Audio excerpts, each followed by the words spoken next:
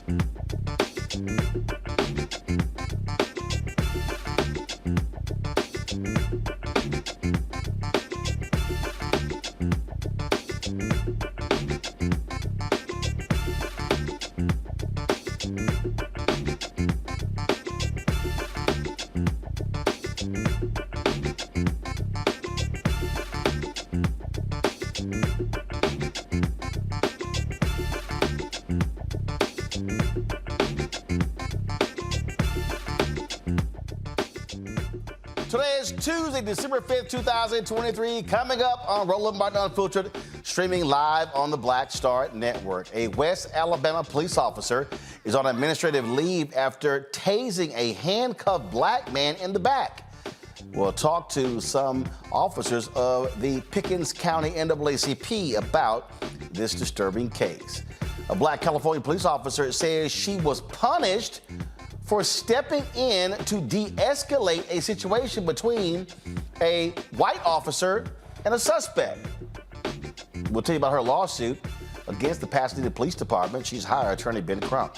Louisiana judge ordered a new election for the Caddo Parish sheriff's race, which was decided by one vote. Black man, he won.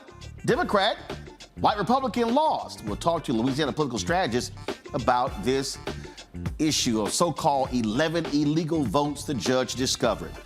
The chairman and chief executive officer of the National Legal and Policy Center, Peter Flaherty, has called for a visa to revoke the Black Lives Matter endorsement after the group showed, he says, support for Palestine. He's here to explain why. In our marketplace segment, it's a game that could get your black card revoked. We'll talk to the creators of the Trivia for Us card game. It's time to bring the funk. I'm Roland Martin Unfiltered with Black Star Network. Let's go. He's got it. Whatever the miss, he's on it. Whatever it is, he's got the scoop, the fact, the find. And when it breaks, he's right on time and it's rolling. Best believe he's knowing. Putting it down from sports to news to politics. With entertainment just for kicks, he's rolling. It's on go, roll, y'all. It's Roland Martin, yeah. Rolling with Roland now. He's funky, he's fresh, he's real, the best, you know he's Roland Martin now.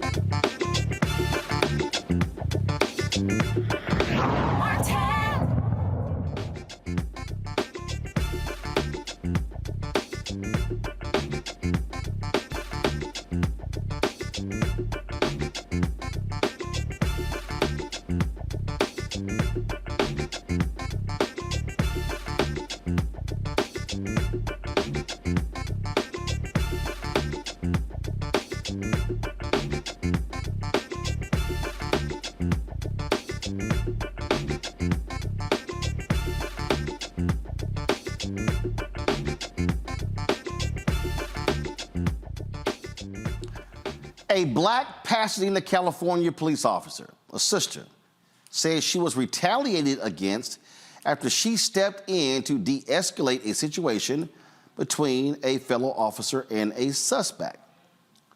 Tased Crutchfield's lawsuit claims she was punished after stepping into a situation on February 20th, when additional officers were called to an argument involving the sons of a black man who was shot and killed by L.A. County Sheriff's Department deputies in Pasadena in January. Now, while the responding officers were interacting with the teenagers, Crutchfield said that one was thrown face first into a cactus, causing the situation to escalate and prompting her to step in and attempt to push the other officer away. Now, folks, watch what happens. Hold down. Pull my jacket down. All the way down. You see? Is this the security? Yeah. Y'all don't even know who we were. That's the thing. No, because this one right here was the aggressive one. You're getting aggressive, my officer. Yeah, you know why? No, don't sit here and back the story up now. Don't do that. Don't do that. Don't do that. Don't do that. Don't do that. And I'm definitely letting them know that. Because you shouldn't be on the streets. Straight up. He shouldn't be on the streets. He shouldn't be on the streets. And I'm definitely letting old boy know. Hey, what am I getting in the car for? Crutchfield. I haven't even done Go over here. You go over there. I haven't even done Actually, shit. What am I go back getting to in the station car right for? now. Wait a minute. What am I getting in the car for? Crutchfield. Go back to station. I'm leaving right now. I'm definitely letting old boy know. What's going on? Definitely. Crutchfield was placed on paid administrative leave for 6 months after being sent back to the department and said she was never given any reason for her punishment. Now, I want to go back to the video again. And so what you're going to see here, you're going to see her walk up and tell one of the officers, just go ahead, guys, come on, pull the audio up. Y'all don't even know who we were. That's the thing. No, because this one right here was the aggressive one. You're getting aggressive, my officer. Yeah, you know why? No, don't sit here and back the story up now. Don't do that. Don't do that. Don't do that. Don't do that. Don't do that. And I'm definitely letting them know that. Because you shouldn't be on the streets. Straight up. He shouldn't be on the streets. He shouldn't be on the streets. And I'm definitely letting old boy know. Hey, what am I getting in the car for? Crutchfield. I haven't even done Go shit. over here. You go over there. I haven't even done Actually, shit. What am I go back getting to in the car station right now. for? Wait a minute. What am I getting in the car for? Crutchfield. Go back to station. I'm leaving right now. I'm definitely letting old boy know. What's going on? Definitely. All right, folks, so this here is a story from PasadenaNow.com. Go to my iPad. And so, one, she's also said that she's been denied access to her personnel file. The department says she has been able to access it. Now, here's the deal. As you see, during the incident, Pasadena police detained and handcuffed Carlos Towns, his mother, Barsha Knox, and a minor identified as CT2. Now, an argument took place after Carlos Towns did not return home on time, okay? Now, no one was cited or arrested here. In January, deputies shot and killed Charles Towns after he allegedly stabbed several people with a pair of scissors. Now, during this incident, what you saw there was you saw Crutchfield attempt to move this officer, Ralph Palacios, away from Knox. And then that's when he extended his arm telling her, don't do that. And all of a sudden, you see this white supervisor step in telling her she needs to leave and go back to police headquarters. And so go back to my iPad. It says, a lawsuit later claimed a conspiracy is now in the works to fire Crutchfield because of her intervention and her race. The story clearly says the department has never released the official reason why Crutchfield was placed on leave and cannot do so to state law, which prohibits the release of personnel information. Okay? Lawsuit says she spent months on administrative leave. Brad Gage represents Crutchfield. It says, quote, she then had her probation extended. Eventually, Crutchfield was returned to work, but in retaliation for her actions and in violation of the Peace Officers' Bill of Rights, she's been denied her access to her file, an opportunity to respond to any charges in her file, and even the right to see what the rationale was for keeping her on administrative leave for months. As such, the Peace Officers' Bill of Rights was maliciously violated, allowing for civil penalties and attorney's fees, in addition to economic and non-economic damages and litigation costs.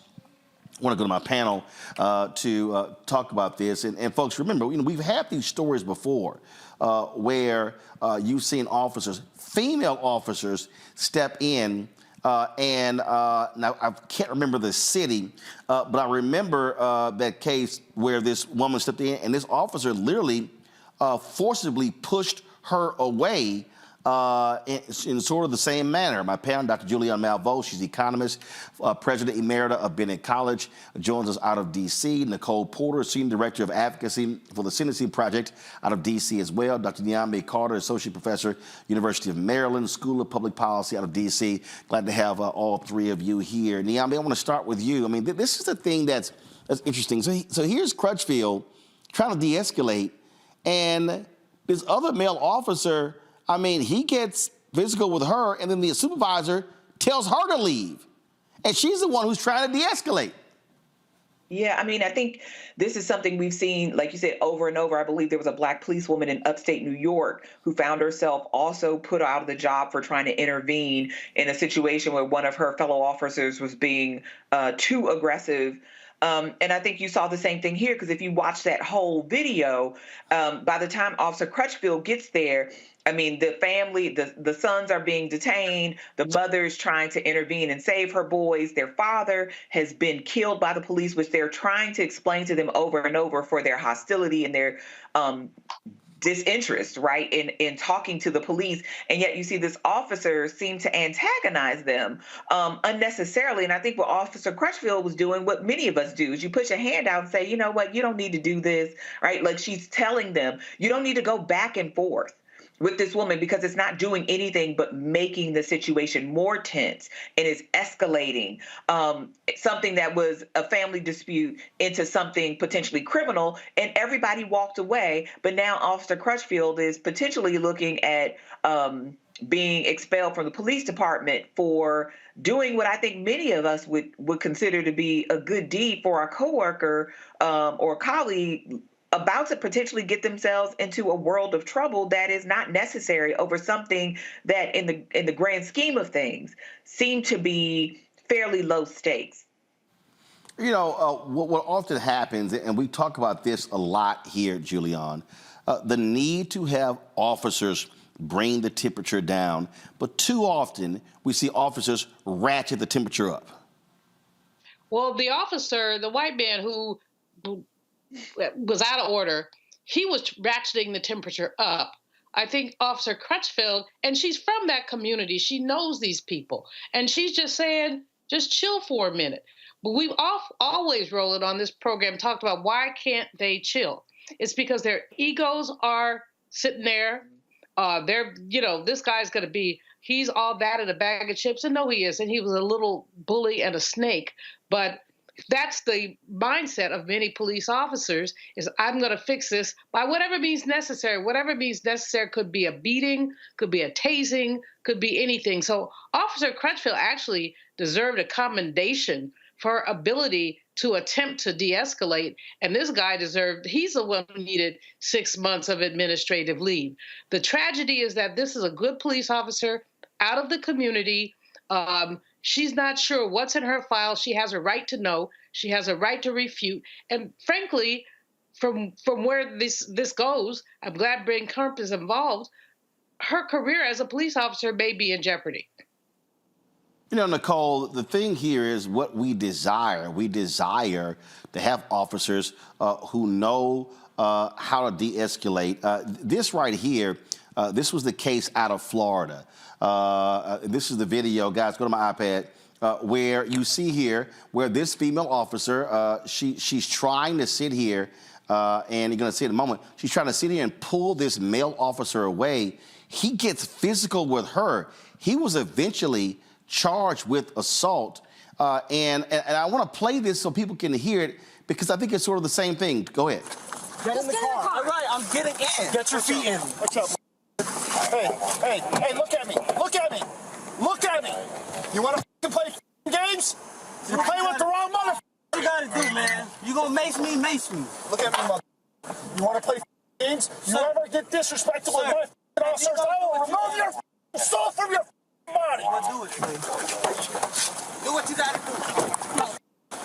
Don't ever touch me again. Sir. Get the off. Sir. Just let it be. We clear? Yes, sir. And I'll see you in about 5 minutes. All right, so that was a perfect example. Cop, he jumped, he's tatted up, He's pumped up, Buff. He jumps out, pushes the other officers out of the way, comes in trying to play John Wayne, and escalates the situation, and then gets into an altercation with the female cop who's pulling her off, like basically saying, man, we don't need you coming here escalating.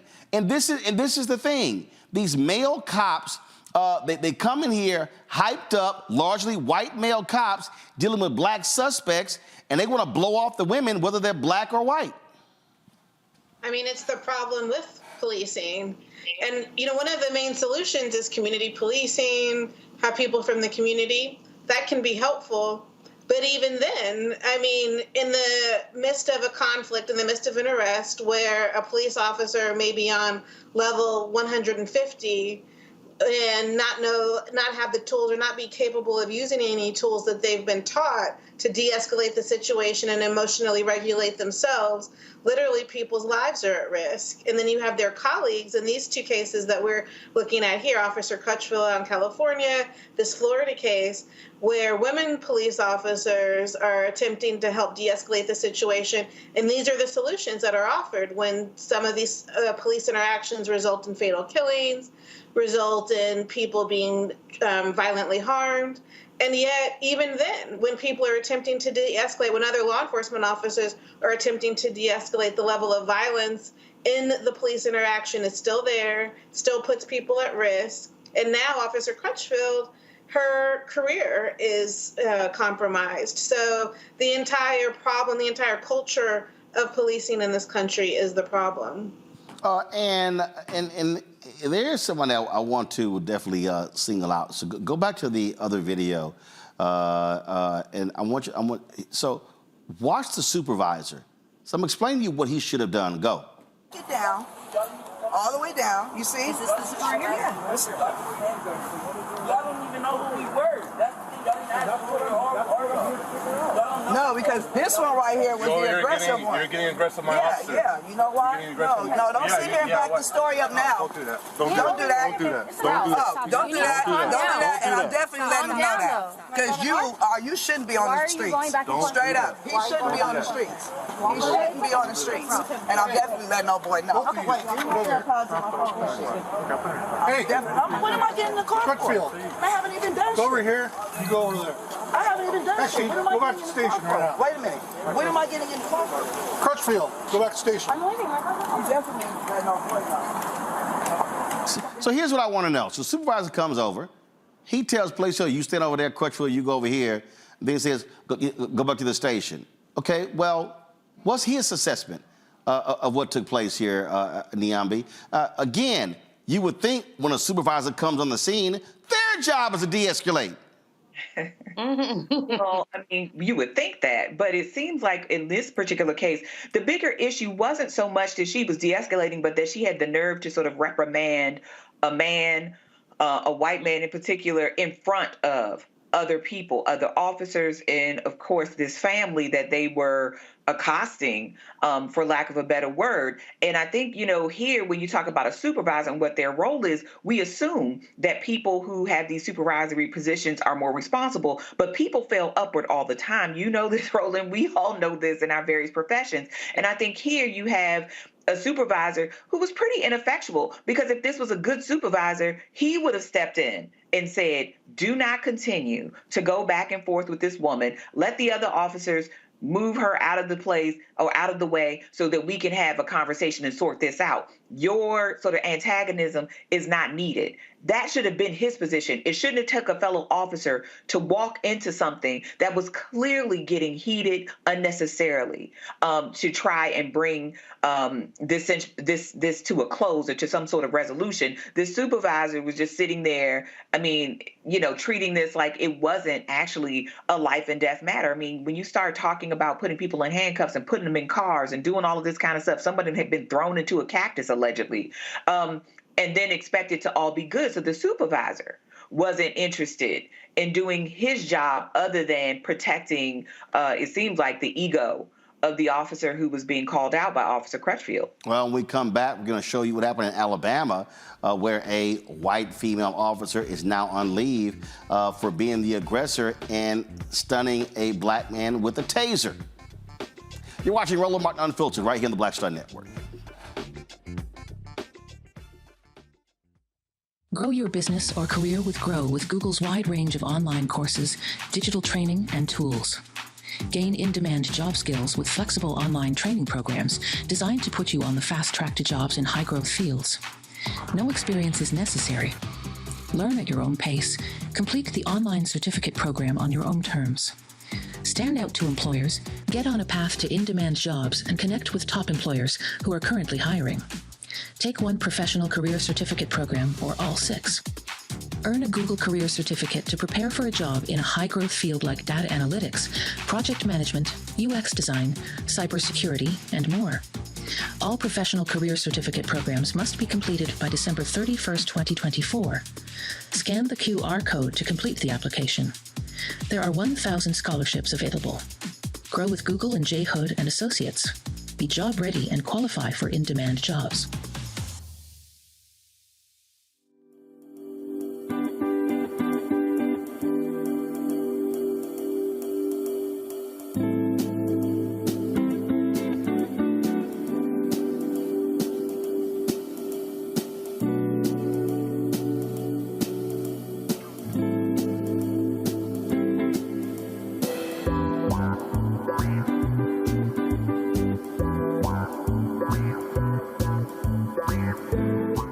What's up, everybody? It's your girl, Latasha from the A. And you're watching Roland Martin Unfiltered.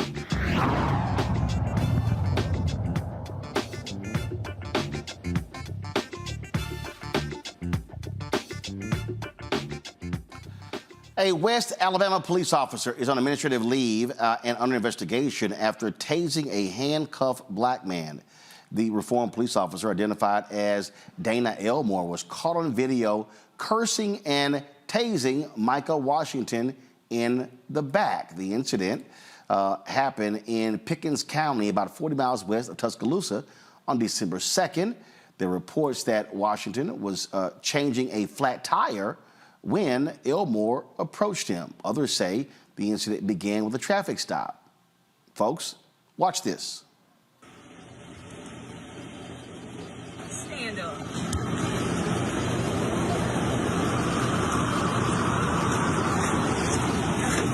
Right there in front of the car.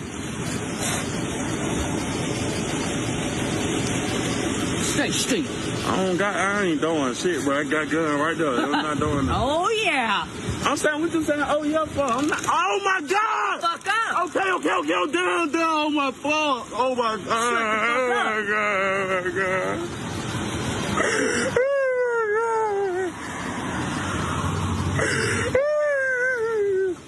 You want it again? No, man. Shut the fuck up. You was big and bad. Shut your bitch ass up. Gentleman from the Pickens County, Alabama NAACP chapter is President William Petty and the first Vice Chair, Faye Jones. I'm trying to also, folks, understand, reach out to the mayor but got no response. However, Reform Alabama Police Chief Richard Black and Mayor Melody Davis provided this joint statement a couple of days ago. The Reform Police Department is aware of a video circulating involving a citizen's arrest on December 2nd. The department is in the process of turning over all materials related to this arrest to the Alabama State Bureau of Investigation and has requested a thorough investigation into the circumstances surrounding the arrest in accordance with city policy. The officer involved has been placed on administrative leave while the investigation is conducted. Any questions regarding the investigation should be directed to the State Bureau of Investigation. All right, so that's their statement there. So let me ask you here, William, as well as Faith. So as I watched the video, the man says he has a gun. She goes, oh, there we go. She puts it on the car and then begins to tase him. He was under control. He wasn't resisting arrest. There really was no need to tase this man. That's correct. From our observation, there was no need. He was subdued in handcuffs. Have y'all had any conversations with the mayor or the police department regarding this? Yes, sir. I met with the mayor, the magistrate, and the chief of police, and they gave me the data they say they had, and they also shared that she was placed on administrative leave, Miss Dana. This is, I mean, again, so the officers on leave. Are you aware of any other issues with police in the town?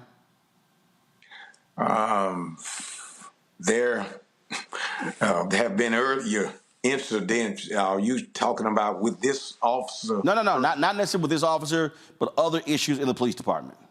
Yes, sir. Football player. We had incident with Mr. Brody that started in reform, and also the incident with the professional football player. Both of them are dead now. And they expired after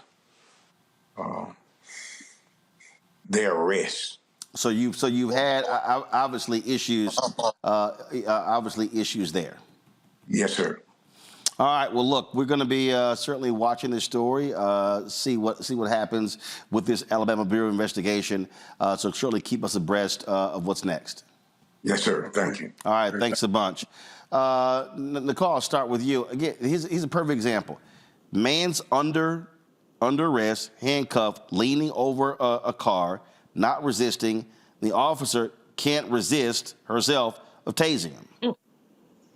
You know, I don't think people always understand how traumatizing an arrest can be. I mean, that man may live for the rest of his life with the trauma of the violence he experienced at the hands of that officer, and it's absolutely unacceptable the way she violently used that taser, the way she spoke to him, dehumanizing him when he was crying.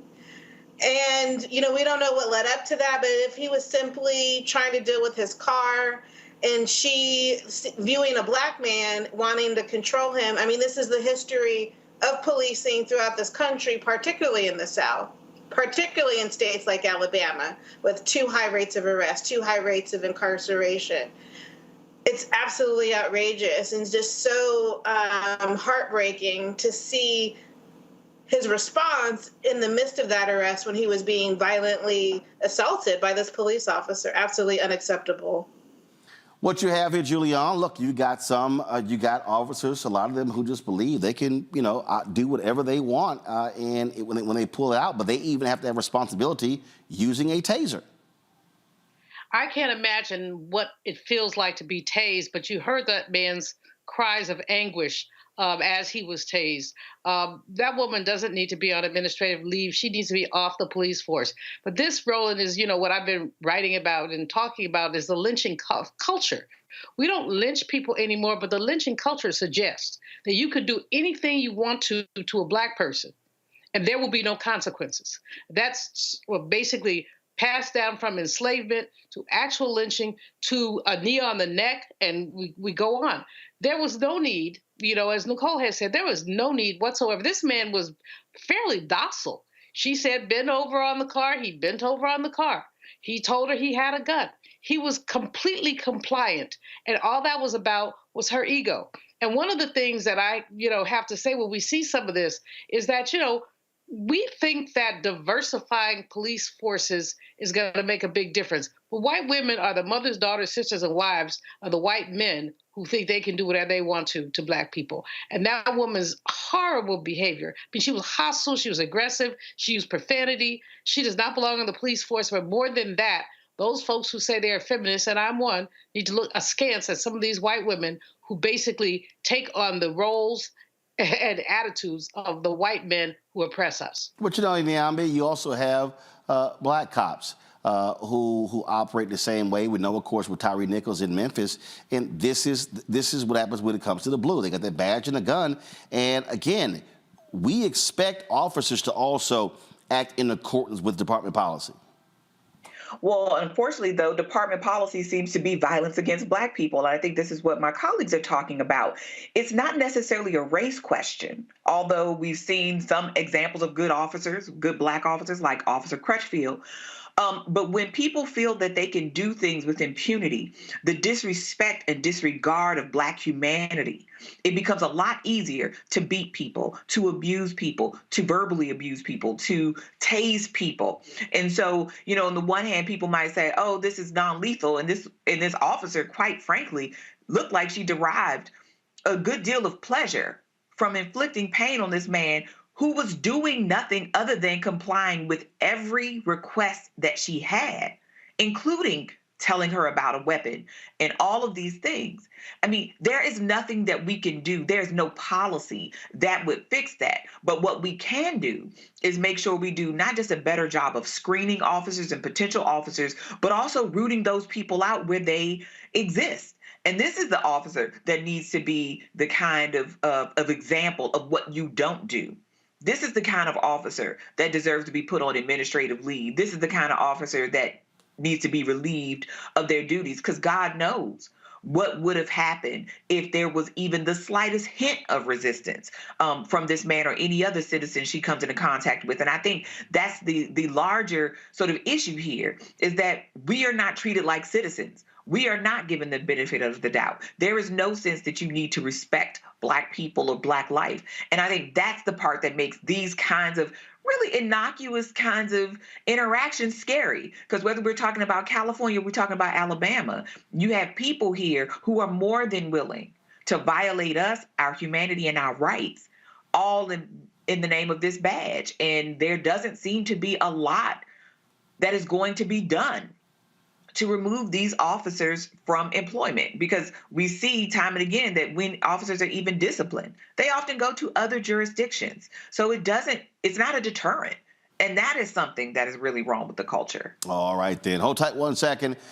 We come back. We'll talk about a conservative group wants Visa to end the association with Black Lives Matter. Why? Because they say they support Palestinians.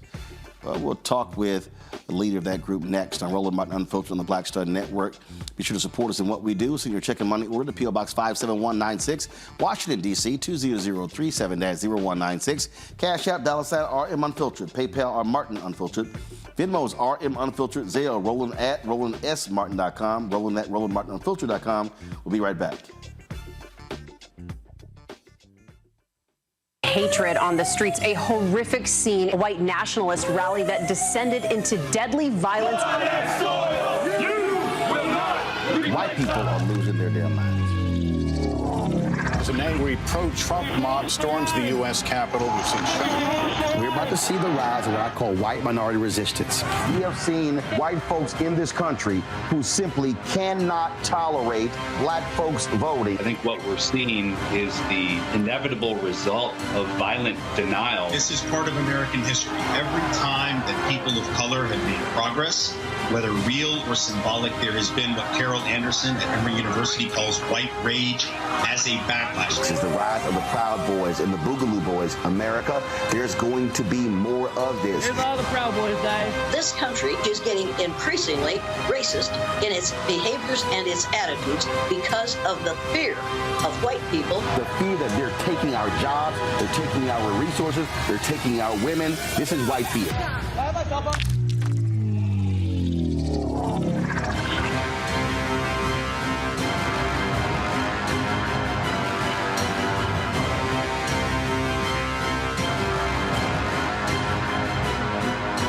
What's up? It's Sammy Roman. Hey, it's John Murray, the executive producer of the new Sherry Shepherd Talk Show. It's me, Sherry Shepherd, and you know what you're watching, Roland Martin Unfiltered.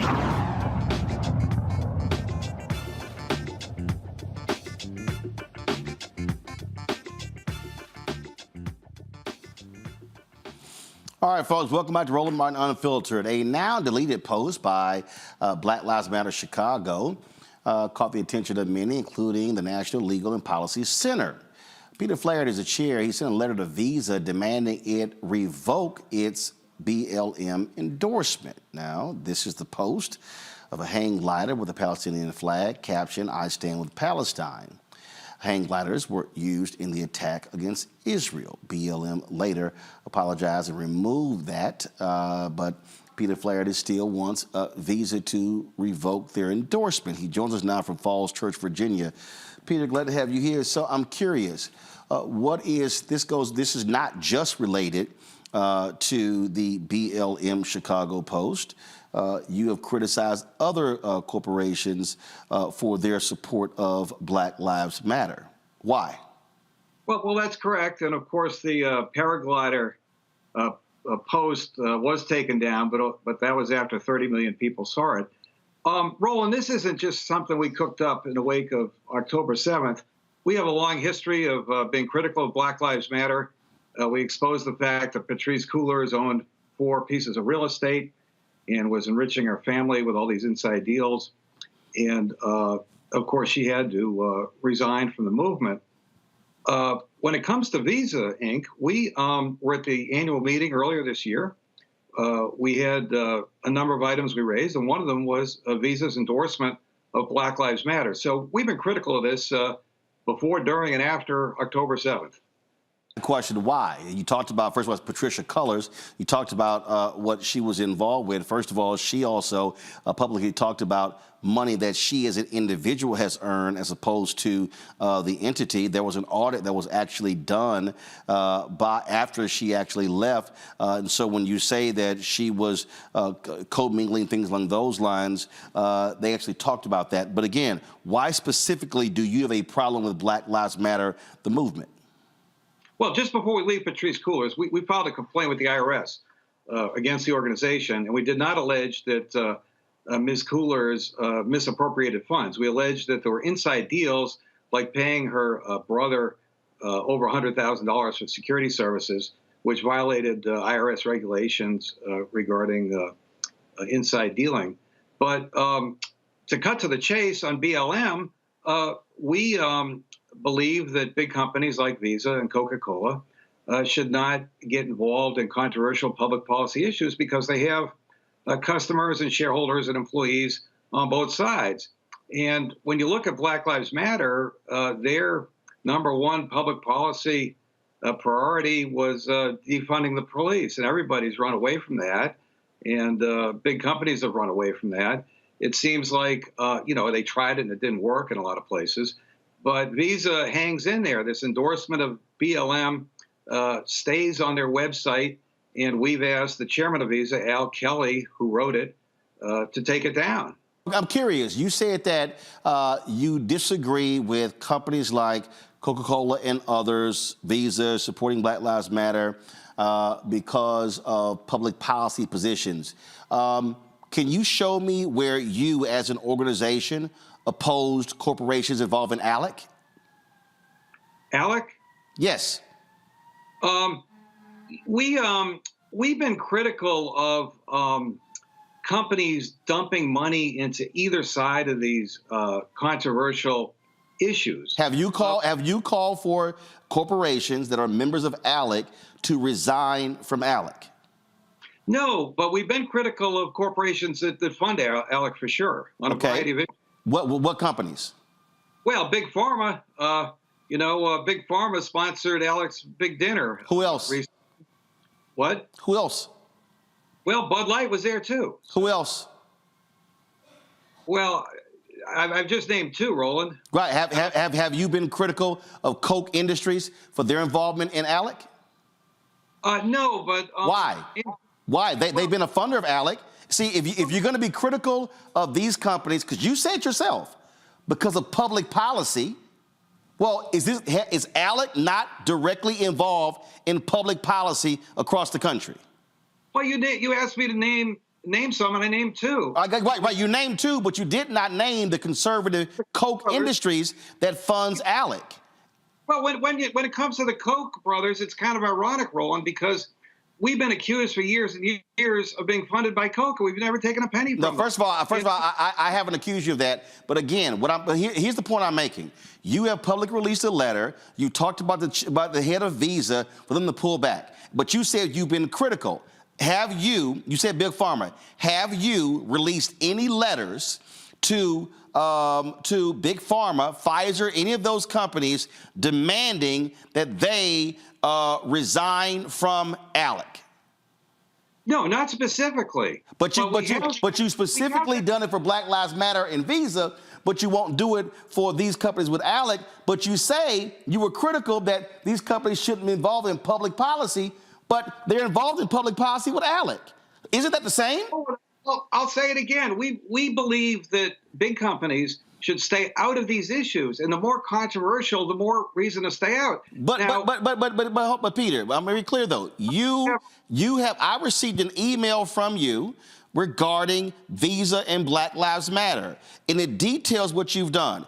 The demands that you are making of Visa regarding Black Lives Matter are not the same demands that you have made of corporations involved in Alec, and I wonder why.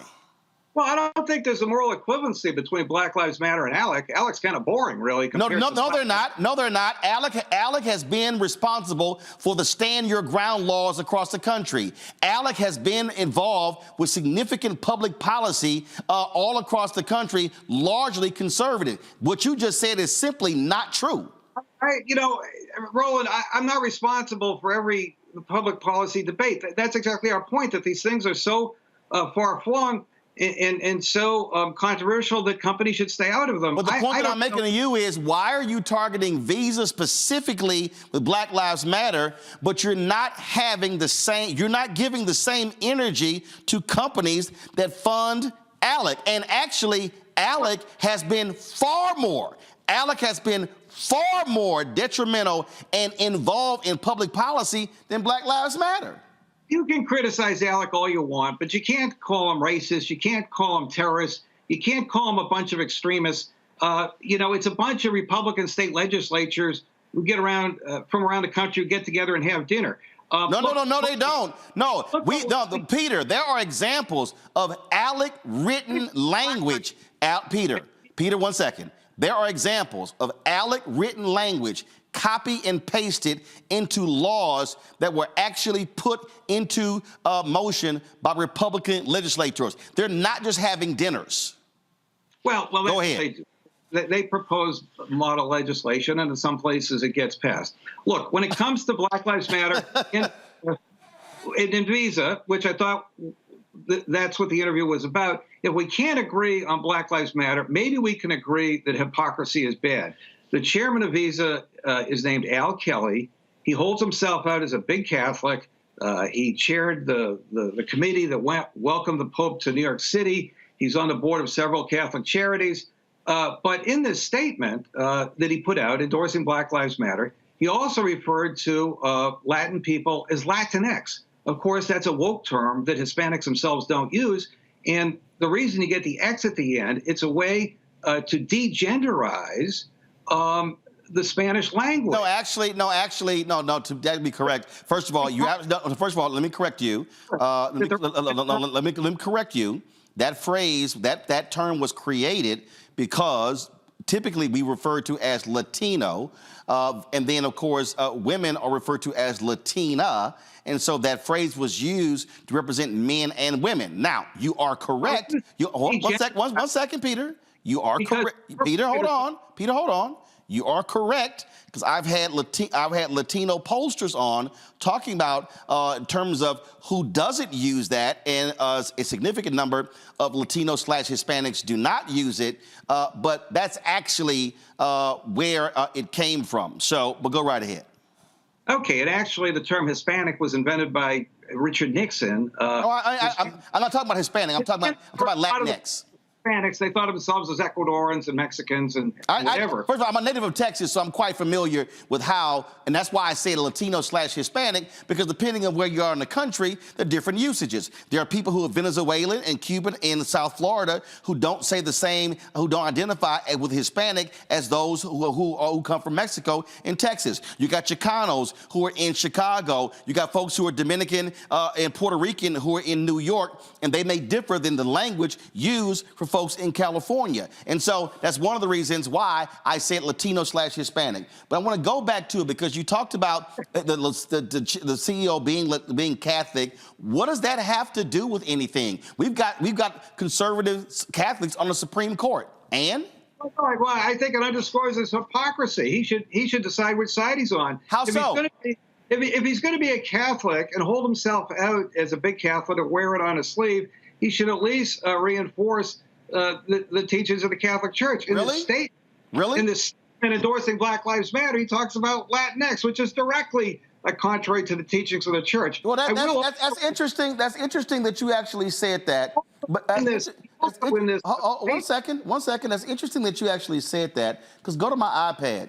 Pope Francis expressed support for George Floyd protests. That's the biggest Catholic you can find. Second of all, when you talked about the teaching of the Catholic Church, I also recall the Catholic Church historically is ardently anti-abortion, but they're also against the death penalty. And it's a whole bunch of people who agree with them on abortion, but they don't stand with them when it comes to the death penalty. So how can you try to demand a hard and fast rule for Catholics when even they disagree on that issue?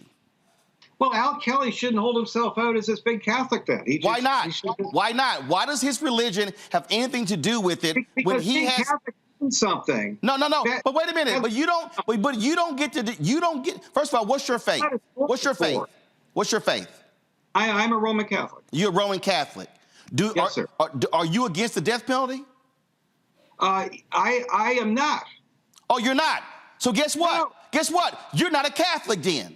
No, but I don't go on Eternal Word TV. And No, Peter, are you are you a strong Catholic or a weak Catholic?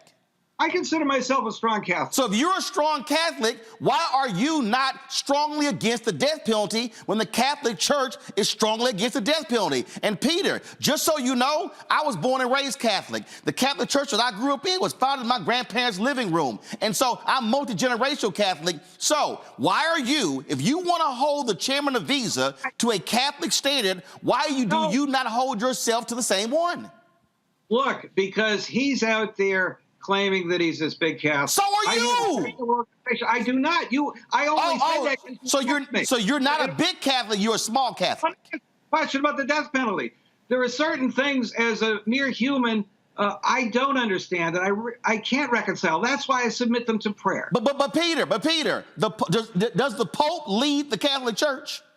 Yes. Are you supposed to follow the directives of the Catholic Church, Catholic leadership?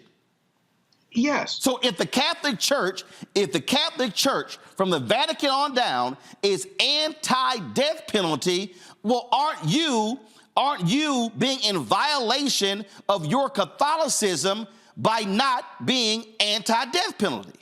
Well, I just said I was, and we're not here to talk about. So why are you mad with the chairman of Visa because he might disagree with you when you disagree with the Pope? Because I'm not a hypocrite. I'm not a public Catholic. I don't hold myself out as a Catholic spokesman. Do you lead a public organization? I'm sorry? Do you lead a public organization? Yes, we have. Do you lead a nonprofit? I'm sorry? Are you a nonprofit? Yes. Is your organization involved in numerous lawsuits? Yes. Is your organization, do you make public statements? Yes. You are a public Catholic. Am I on trial? No. I'm actually showing you your own hypocrisy because you're criticizing Visa chairman for something that you do, and you're mad at him when you yourself are not the ardent, strong Catholic that you want him to be. Okay, well, look, I at least come on your show and admit to this hypocrisy. Al Kelly has not. Look, it gets much worse. No, it's okay. I'll be happy to invite the chairman of Visa on the show, but go ahead. Go ahead, make your point. Go ahead. To drag his sorry ass onto your show. I would love to have him on the show, and we could talk about Visa's advertising with Black-owned media. But go ahead. And he's now only chairman of Visa, but he used to be CEO and chairman. Okay. And while he was CEO, Visa was handling the credit card transactions for some of the biggest porn sites in the world, including kiddie porn sites. But what does that have? Well, first of all, I'll be honest with you, Peter. You don't want to go there. You don't want to go there because it's a whole bunch. It's a whole bunch of cable companies that made lots of money with porn in hotel rooms. So let's just be honest. It's a lot of Americans, conservative and liberal, make money with porn. Well, I was leading up to a point, and the point was evidence submitted to the court showed that Al Kelly was aware of this. What does that have to do with Black Lives Matter? We could have a philosophical argument about the death penalty. But what does that have to do with Black Lives Matter? You want them to pull support of Black Lives Matter. Face of them, like knowingly profiting from porn, that I think a public Catholic like Al Kelly has an added burden to face the accusations that I'm making now of hypocrisy. Why didn't you get him on the show? I'm utterly confused how you are talking about the chairman of Visa and Catholicism and porn, and your problem is Black Lives Matter, and you still have not actually answered my question. What is your... No, Peter, I'm gonna let you in. What is your... Peter, what is your fundamental problem with Black Lives Matter in 2023? You got to be careful because there's more than one Black Lives Matter. Oh, no. First of all, I'm fully aware because I've had all of them on the show. I understand the difference between Black Lives Matter Grassroots, Black Lives Matter Network. I understand that because I've actually interviewed all of them. Yes, of course. And the Black Lives Matter Grassroots people have taken great interest in what we have done in exposing the corruption within the Black Lives Matter Global Network Foundation. But let's look at Black Lives Matter, what happened in the wake of October 7th. You had the Chicago paragliding post that you've already put up there.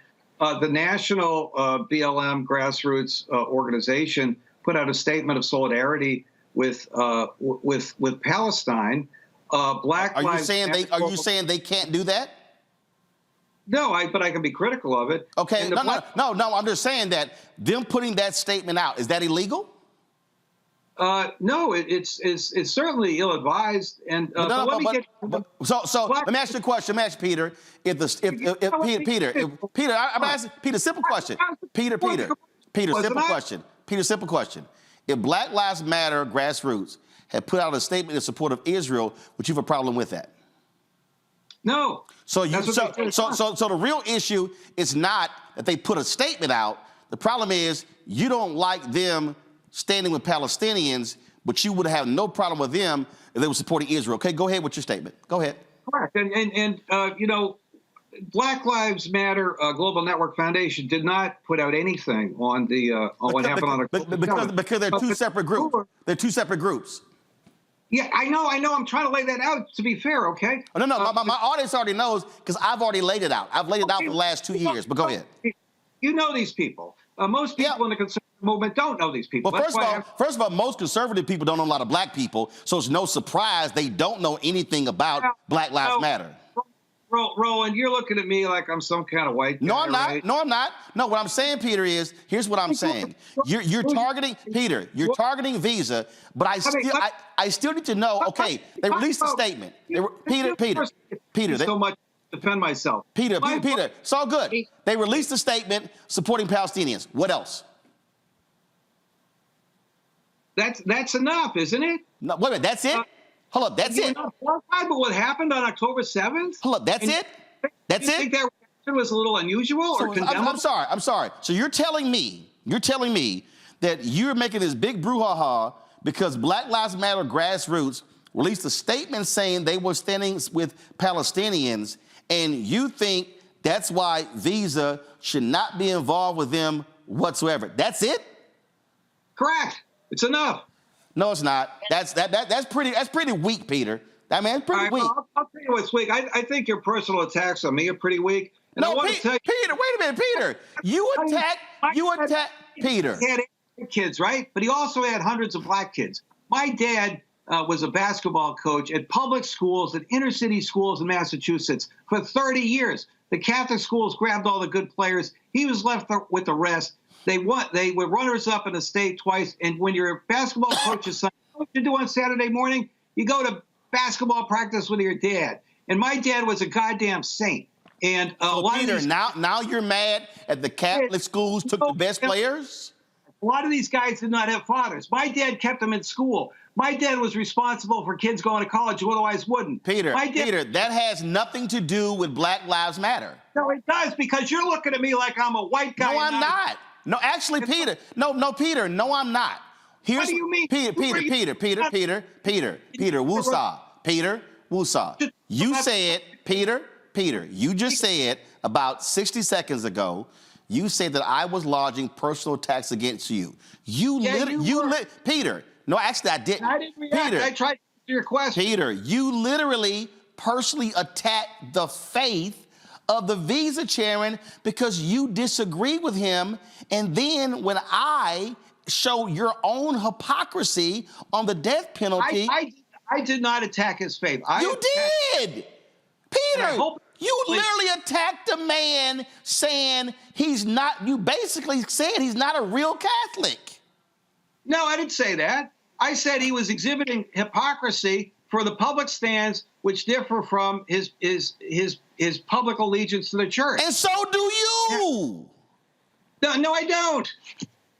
Peter, if you Peter Flaherty,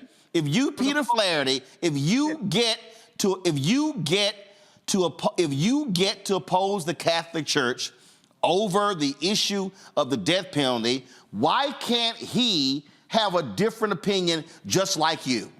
Why can't we talk about Black Lives Matter? You the one brought up the man being a Catholic, not me. You brought him up. I didn't even know he was a Catholic. I brought up the fact that he's a hypocrite in the context of his support for Black Lives Matter, period. Well, here's what I'll say here, Peter. Here's what I'll say here, Peter. Should I come on the show again, Roland? I've tried to answer your questions. I've tried to be reasonable. You kept interrupting me. No, Peter. Peter, what I did was but I'm not sure I should come back. No, Peter. What do you think? Peter, I don't have a problem with you coming back. Here's the whole deal. Here's what I would suggest. I'm just going to give you some professional television advice. Don't bring up the man's Catholicism that had nothing to do with Black Lives Matter, because what you then did was you then diverted the conversation to something else as opposed to the subject at hand. I didn't bring it up. You did. Now, I'm going to tell you right now, Peter. He's on the Pope's Commission on Inclusive Capitalism. And guess what? He's on the Pope of New York City. He's on the board of Boston College. He sits on the board of other Catholic nonprofits. I do none of those things. I admire him for that, but he should not, when he puts out a statement right after George Floyd gets beaten to death and goes with the herd, are you saying that Visa was wrong for putting a statement out after the death of George Floyd? I'm sorry? Are you saying that Visa was wrong for putting a statement out after the death of George Floyd? You bet. That's the whole point of me being here. Oh, Peter, was the Pope wrong for putting a statement out after the death of George Floyd? The Pope did the right thing and condemned yes or no? the death of... Yes or no? The Pope didn't endorse Black Lives Matter. And the Pope didn't tell big business to send their money to Patrice Coolers, who promptly bought 2 mansions with it. Well, what the Pope did do was support the protests against racial injustice in his own book, and the racial injustice protests were led by Black Lives Matter. That's Pope Francis. Well, not everybody who protested what happened endorsed Black Lives Matter. No. Let me show, Pete, I'm just going to show you right here. Go to pull it up. Pope book backs George Floyd protests, blast virus skeptics. That's the Pope. So I'm confused. So you mad at the Visa dude, but you're not mad at the Pope? Look, the Pope did not endorse Black Lives Matter. The people who protested Floyd's death is a much broader people than those that support Black Lives Matter. And the people that actually support Black Lives Matter now are a tiny group. The group's been discredited. The public opinion polls that ask about the group's favorability have been going down for the last 2 years. And we like to think we were part of that by exposing the corruption. And it's got to be lower than ever now after the paraglider poster and whatever else. Well, I'll tell you. Matter of fact, I just want to show you this right here. Now see, here's what's interesting. You said the Pope did not support Black Lives Matter. Interesting. This is from a story right here. Pope Francis called George Floyd by name twice and offered support to an American bishop who knelt in prayer during a Black Lives Matter protest. Cardinals, black and white, have spoken out about Floyd's death, and the Vatican's communications juggernaut has shifted into overdrive to draw attention to the cause that he now represents. Sounded to me like the Pope was standing in solidarity with Black Lives Matter. Well, are you implying that the Pope supported the paragliding posting? No, Peter. What I'm saying, Peter. What are you saying? Peter, what I'm saying is, sounds like Pope Francis was standing in solidarity in the wake of the George Floyd death with Black Lives Matter protesters, which are being all across the country, that you have a problem with. And so it sounds like the chairman of Visa, when he released that statement, he was in line with the Pope. So it sounded to me like he was a pretty doggone good Catholic. Well, I think that the Pope has always stood against injustice. He stood about... Praise the Lord. He's condemned what happened on October 7th. And I think you're making a mistake, Roland, associating everything that Black Lives Matter does with having the support of the Pope. Well, but I think you are making a mistake by trying to discredit all of Black Lives Matter movement, because there are people across this country who are good people, who are church-going people, who are Christians, who are Catholics, who are Baptists, who are Methodists, who are out there fighting racial injustice. My first two stories were about police officers and the wrongdoing. And here's what I'm going to say, Peter. You might be upset. In that BLM chapter in Chicago, I thought that post was stupid. I said so as well. But that chapter also is not a part of the actual movement. And there's some people who do some stupid stuff, including some conservative organizations. And all I'm going to say, Peter, is very simple. And that is, if you're targeting Visa, but I hope you have the same energy for corporations who are in ALEC, who are passing laws. So I would love to see you target their chairman. Well, I don't know about targeting them, but we've certainly been critical. I think but you're targeting Visa. What? You're targeting Visa? Look, we're a small outfit. We don't get involved in everything. Well, guess what? I looked at your website, and y'all been involved in a lot of stuff, Peter. A lot of stuff y'all been involved in, dealing with Hillary Clinton and Hunter Biden, and so it's not like y'all not involved in a lot of stuff. I'm just saying. We're pretty busy, but I will say that as I said a few minutes ago, there are folks within the Black Lives Matter movement and so forth who have been in touch with us, who have taken great interest in our expose of what happens with the Black Lives Matter Global Network Foundation. So, we'll talk to anybody, and we often do. Well, Peter, I would love I'll love this here. I would love it. And guess what? If you, Peter Flaherty, decides to be highly critical and target the companies that are standing behind ALEC, you're more than welcome to come back on, because we've been critical of ALEC as well. Well, I don't know. Roland, have I been a good sport or not? No, you've been great. You've been great. I've never had an interview like this, to tell you the truth. Well, here's why, Peter. Peter, here's why. Because what I do, I actually do my research, and I'm willing to ask the questions. And maybe some of the other places you've gone, they used to do softballs. I played baseball growing up. I didn't play softball. I played hardball. Okay. All right. Well, enjoy the rest of your evening. All right, Peter, take care. Appreciate you coming on. Okay. All right, folks, got to go pay some bills. I'll be right back. Roland Martin Unfiltered on the Black Star Network. When you talk about blackness and what happens in black culture, we're about covering these things that matter to us, speaking to our issues and concerns. This is a genuine people-powered movement. There's a lot of stuff that we're not getting. You get it, and you spread the word. We wish to plead our own cause. Too long have others spoken for us. We cannot tell our own story if we can't pay for it. This is about covering us. Invest in black-owned media. Your dollars matter. We don't have to keep asking them to cover our stuff. So please support us in what we do, folks. We want to hit 2,000 people, $50 this month, raise $100,000. We're behind 100,000, so we want to hit that. Y'all money makes this possible. Check some money orders. Go to P.O. Box 57196, Washington, D.C. 20037-0196. The Cash App is $RM Unfiltered. PayPal is R Martin Unfiltered. Venmo is RM Unfiltered. Zelle is Roland at RolandSMartin.com.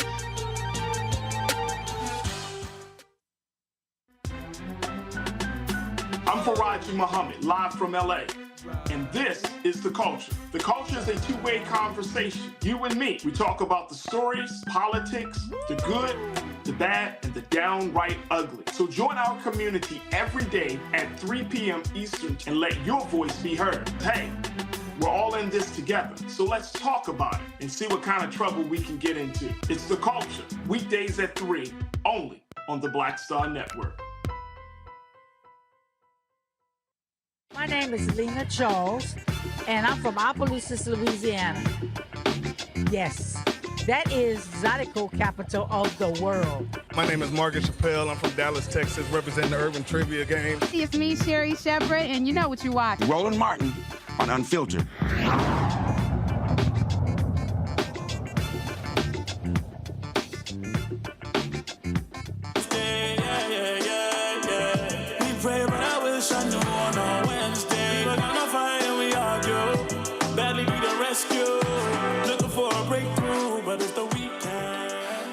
That song is called Sunday by my frat brother Lucid. It's #1 UCID. Check him out on Apple Music. All right, I got to go to my panel. I know I got the Louisiana story. I'm coming to that, but I got to go to the panel to Niambi, Nicole, and Julian.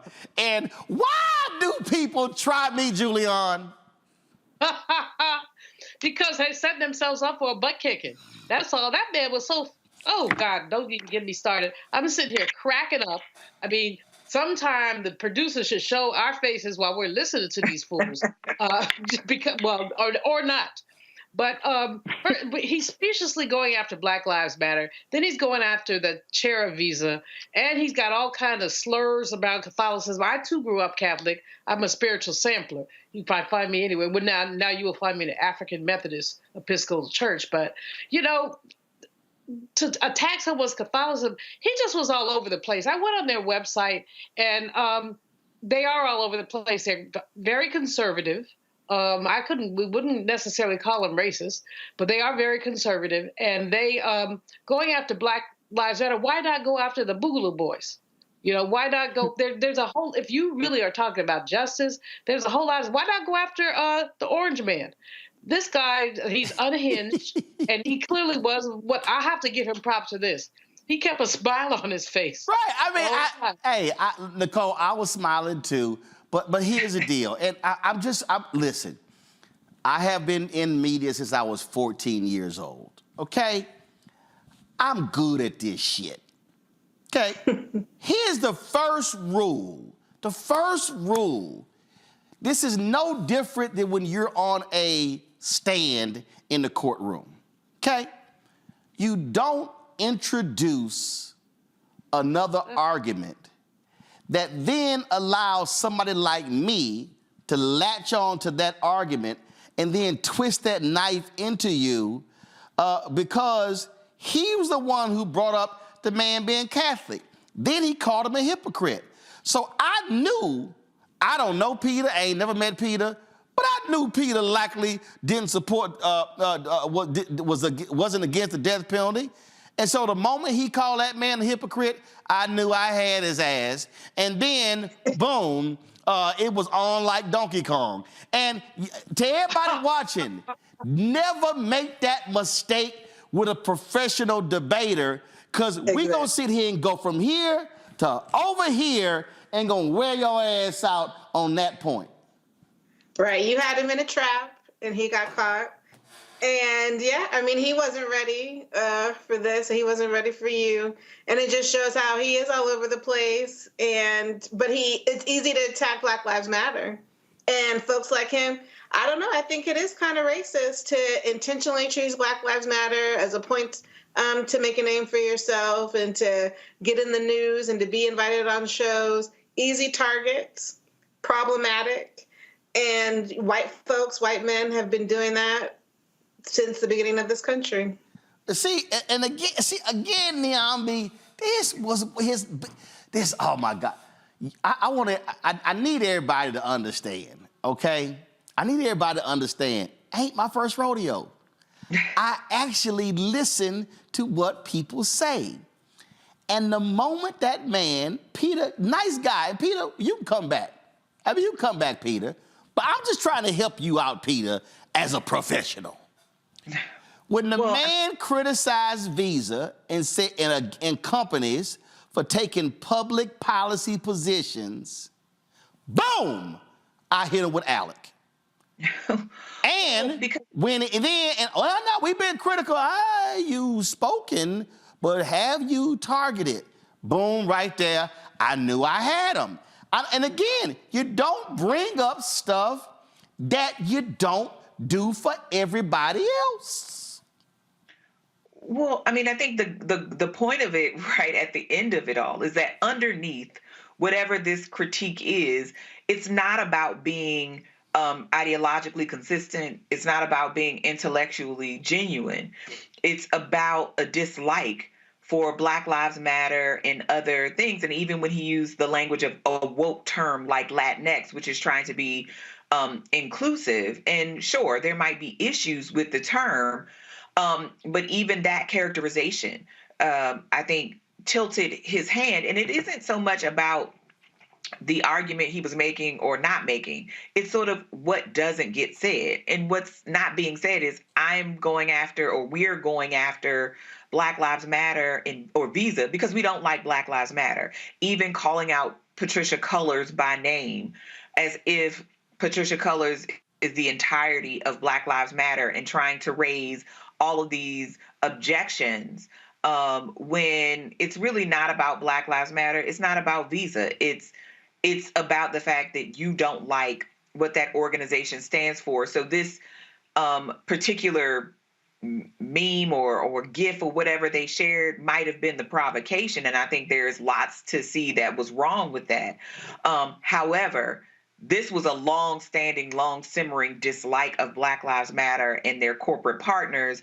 And to your point, it's not about keeping corporations out of politics, because if that was the case, you would do this across the board. So it wouldn't. You'd be against Citizens United. Exactly. This would not just be Visa. This would be Coca-Cola. This would be lots of organizations that you would be arguing need to divest from politics. And if Peter believes in that, he would be against corporations giving donations to conservative and Democrat politicians. Absolutely. And in fact, there's a prominent billionaire who spends millions on Republican politics who's a donor to Peter's organization. All I'm saying, y'all, I gotta go to a break. All I'm saying is, listen, if you're gonna come on here, just one more, Peter. And Peter, you're a nice guy. I really do appreciate you coming on, because a lot of conservatives are scared to death because they don't want to stay in the heat. But man, don't bring up your dad ain't no black ball players. Don't do that. Don't do that. That ain't no get out of the hood free card, okay? That ain't gonna cause me to go all of a sudden, oh my goodness, I'm not gonna hold you accountable. Nah, that don't work, Peter. All y'all folk who keep opposing Black Lives Matter, it's interesting. Y'all mad at Black Lives Matter, but y'all ain't mad at what Black Lives Matter is fighting against. That's the problem. Folks, that was a perfect example why y'all should be supporting Roland Martin Unfiltered and the Black Star Network. We're about $230,000 behind our goal. We just got about 24 days left in December. Again, our goal is to annually raise $1 million from our fan base. Y'all have been fantastic since we launched this show 5 years ago. But we need your support. It is critical for us to do the work that we do. Not just, but look, we're in the studio. We got staff in the control room. I mean, everything that we do costs money. The cameras, the live streaming equipment, the staff that keeps us live on YouTube and on the Black Star Network app and on our other channels. And so please send your check and money order to P.O. Box 57196, Washington, D.C. 20037-0196. Cash App is $RM Unfiltered. PayPal R Martin Unfiltered. Venmo is RM Unfiltered. Zelle, Roland at RolandSMartin.com. Roland at RolandMartinUnfiltered.com. And of course, download the Black Star Network app. Apple phone, Android phone, Apple TV, Android TV, Roku, Amazon Fire TV, Xbox One, Samsung Smart TV, and be sure to watch our 24-hour streaming channel on Amazon News by going to Amazon Fire. You can also tell Alexa play news from the Black Star Network. Watch us on Plex TV. Check us out on Amazon Freevee, and if you go to the live TV grid of Amazon Prime Video, you'll see us right there along with the other news channels. We'll be right back. Next on the Black Table with me, Greg Carr. There's a lot of talk about the inevitability of another civil war in this country.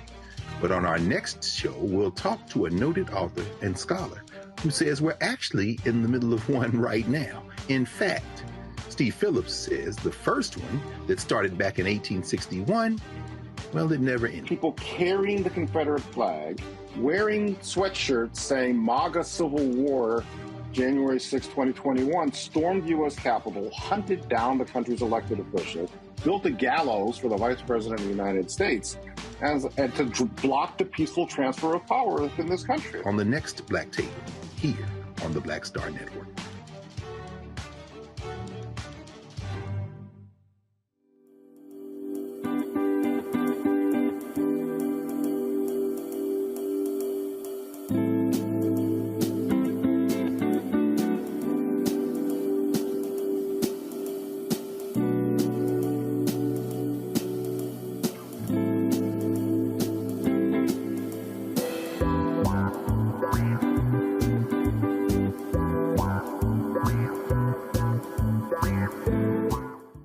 I'm Kim Coles. Hey, I'm Donnie Simpson. Yo, it's your man Dion Cole from Blackish, and you watch Roland Martin, Unfiltered.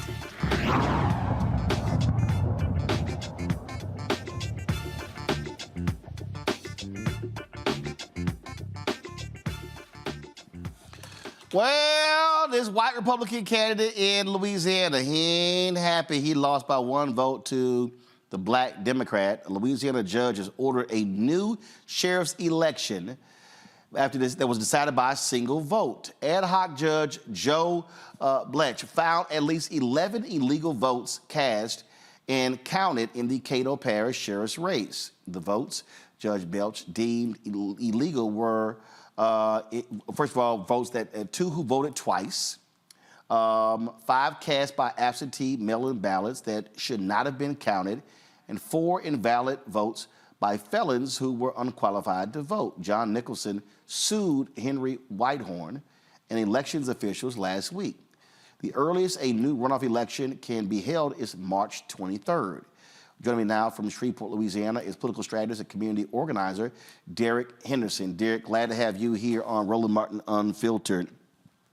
Thank you for having me. There are, what? First of all, I don't know why you're wearing a little Kappa jacket, though. But anyway, let me. Well, you know what? I want to say, first of all, thank you for having me, and happy Founders Day to all the brothers of Alpha Phi Alpha. We know that they had to have a prototype before they perfected the model, so I'm not mad at y'all. I want you guys to enjoy your day and to know that J5 is on the way, and that's when we'll show you all how to do it. Well, keep in mind, without Alpha, y'all just Kappa Psi. You need our name in your name. All right. So that's right. See, you ain't got no comeback for that one. All right, here we go. Okay, here's what I'm trying to understand here. Okay. Judge makes this decision going through. Now, there are, if I'm correct, 63 sheriffs in Louisiana. He will be the only black sheriff in the whole state, right? That is correct. So, what do you make of all of a sudden this judge, making this decision? So first of all, we have to understand that Henry Whitehorn is probably the most qualified, well, not even probably, the most qualified person in the history, the 185-year history of Caddo Parish, Louisiana, to seek the office of sheriff. He's served as the head of the local, state, and federal police, Homeland Security. He has the acumen, certainly, but also the experience and the temperament to govern and to be the sheriff of Caddo Parish. So he's well qualified, he's well versed, and I think that he's shown throughout this process to be a professional and someone that we all can be proud of, Black, white, Democrat, or Republican, and he's carried his himself in a professional manner. And I do believe that had the tides had been different, or the outcome had been different, that Chief Whitehorn would have honored the process, the legal and recognized process that we have in place for recounting elections. And we would have been working to move forward and transition in the new administration. Now, is this considered a blue county or is it a red county? So Caddo Parish is a blue parish. Shreveport, the city of Shreveport, is the parish seat, and it's the largest population center. So the city of Shreveport, by far and large, is a blue city, and therefore causes the parish to be a blue parish. So, what are black folks there saying? First of all, in Caddo Parish, have you ever had a black sheriff before? So, no. To answer your question, no. So not only is he the most uniquely qualified in all of the United States because of his experience, but in the 185-year history of the parish, he is the first African American. But even beyond in Orleans Parish, and as I think about it, has a black sheriff. But even beyond being African American, I mean, he's just simply the most qualified person in all of the race, and he was in a runoff with a person who was probably one of the least qualified. And so it's so oxymoronical, if you would, the fact that the contrast between the experience and the acumen and the temperament but between the candidates. Nothing against Mr. Nicholson. He was a former Shreveport City Councilman who decided just last year not to seek re-election, citing the fact that he wanted to be able to spend more time with his family, which is very admirable. But then I think he was the fifth or sixth choice of the current sheriff who, when he decided not to run, I think Mr. Nicholson was the fifth or sixth choice of people on the list of people that he chose to seek the seat and support. And so it says a lot, in itself, just the circumstances surrounding the candidacy. People feel that their voices have been discounted. They're frustrated. They feel that their votes are being disenfranchised, and people, quite frankly, are pissed off and are organizing. There are talks about pursuing legal avenues to at least file some kind of petition to say, hey, that we do not agree what has taken place. The people had ample of time to participate in the election via the general election as well as the runoff. The people spoke. There was a recount. There was some irregularities, and those things need to be addressed in a separate manner with the registered voters office, the clerk of court. Those kinds of things need to be addressed, but they should be separated from this election. We feel, those of us who advocated for Sheriff Whitehorn's candidacy from inception, feel that the results of the election should stand, and we are not in agreement. Or do we concur with the judge's ruling on today? Obviously, that was his ruling today. So are black folks there geared up to turn out in mass numbers? We've been talking about the low turnout numbers there in Louisiana across the board. Do you think that this is going to get black folks fired up and say, okay, y'all want to play that game? We're going to show you that we're going to make sure he win by a huge margin, not just one vote. So I am encouraged because people are paying attention in the barbershop talk, the brothers, just hanging out in the hood. People are aware. I do think that the Whitehorn campaign would be remiss if they didn't reach out to bring people, those of us who may have been on the fringes of the campaign and not fully engaged and involved, but certainly have the level of influence and the experience working in elections and campaigns. I just think that all hands need to be on deck, irrespective of personality conflicts where we have maybe landed in previous elections in terms of sides that we were on. But I think it's time for us to coalesce around the candidate and the candidacy to galvanize the people. We have the people that know how to do it, and I think it would be incumbent upon Sheriff-elect Whitehorn to utilize his leadership skills and to corral and pull everybody together so that we can move forward and win by a landslide in March. Well, I tell you, we would love for him to come on the show. We reached out several different times. We're unable to get him on. So whatever assisted that we can do, just let us know. And I certainly hope, again, black folks down there turn out in big numbers to make sure that he gets elected.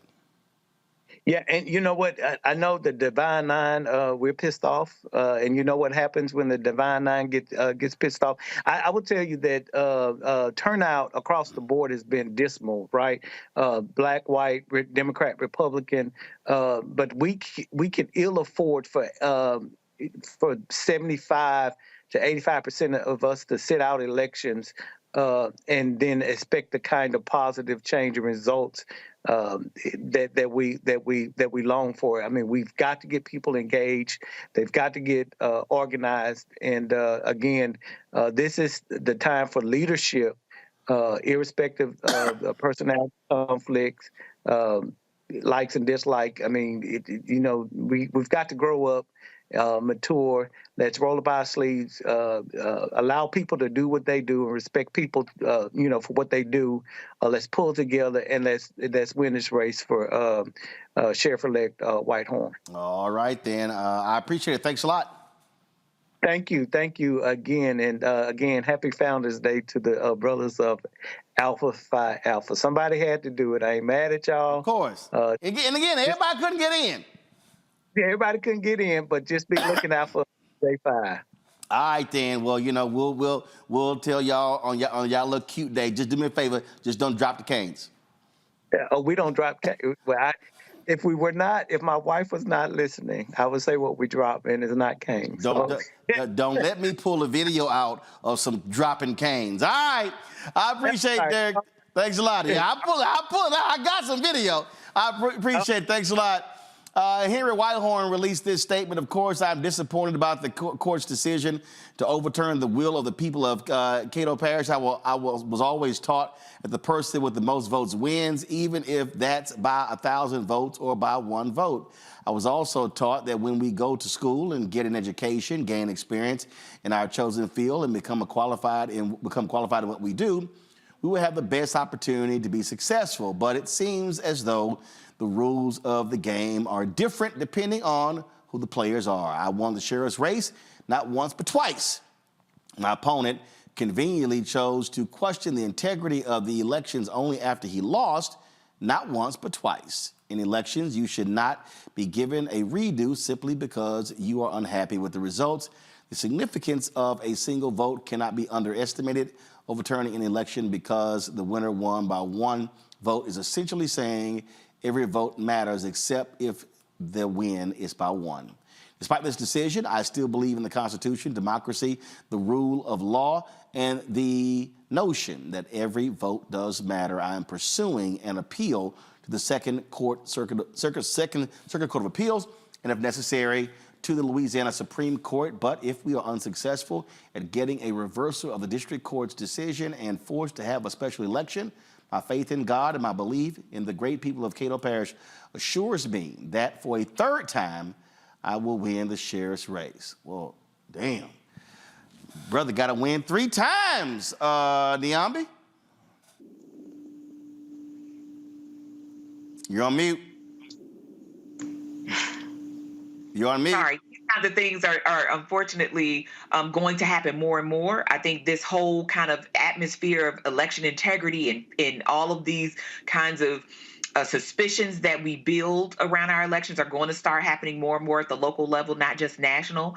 I don't think we should be surprised, especially when the margin of victory is so small. I mean, this happens a lot in local elections where very few people show up, as your previous guest highlighted. So this is going to be, I think, a reminder, because this is not going to be the last time we see something like this, that when we show up, we have to show up definitively.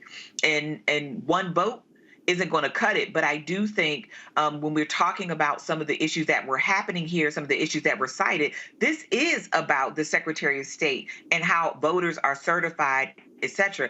That's not up to individual voters to figure out whether they should vote or not. Moreover, I'm sure, I don't know exactly, but where people vote early and other things, these could have been real mistakes. And those voters now have their votes totally cast out, and there is no way to remedy that. So I think there are lots of things that need to happen here so that it just doesn't happen in Caddo Parish again, but in other places where, unfortunately, this kind of national morass that we have created around election integrity is going to start being a clarion call in places around the country. You know what, Nicole? I'm always telling people why we got to maximize our vote.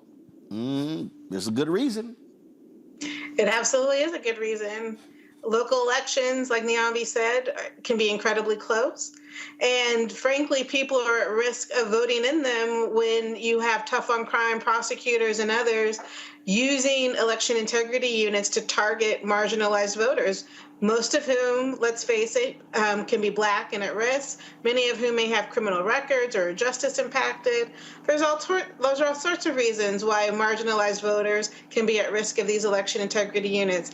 And literally, democracy is at stake. And this is going to be an incredibly important issue throughout the next year during the 2024 election cycle. So we have to be ready for this. I know a lot of civil rights attorneys and voting rights attorneys are ready to defend voters who might be at risk of these election integrity units. And these elections are just too important to let them go and not to be ready to defend democracy. Don? This is amazing. This brother he comports himself very well. His statement is excellent. But at the same time, what you got is a pipsqueak white boy who couldn't stand to lose. And as the brother said, he's won twice already. So now this is his third bite at the apple. What we know is, as my fellow panelists have said, is that this isn't going to be the first nor the last time we see this kind of thing go on. And indeed, because of the racism that's implicit in the so-called voter integrity focus. In other words, we say voter integrity when we talk about wanting to get people to the polls, but the other side says voter integrity when they want to keep people away from the polls. And there's so many ways that they try to keep people away from the polls. And so we can't play.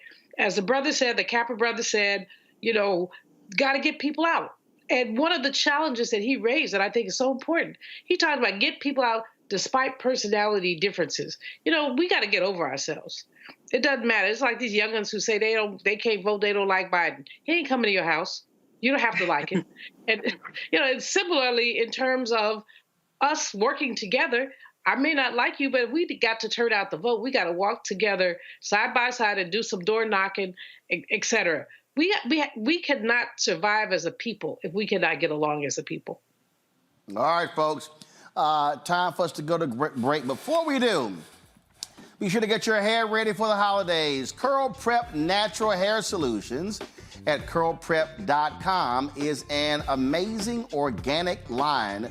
All right, first of all, guys, you need to kill that music. You got the wrong music here. So we're going to do this here. We're going to go to the break. We're going to come back, and we're going to read this right, and then we're going to go back to break. So I'll be right back.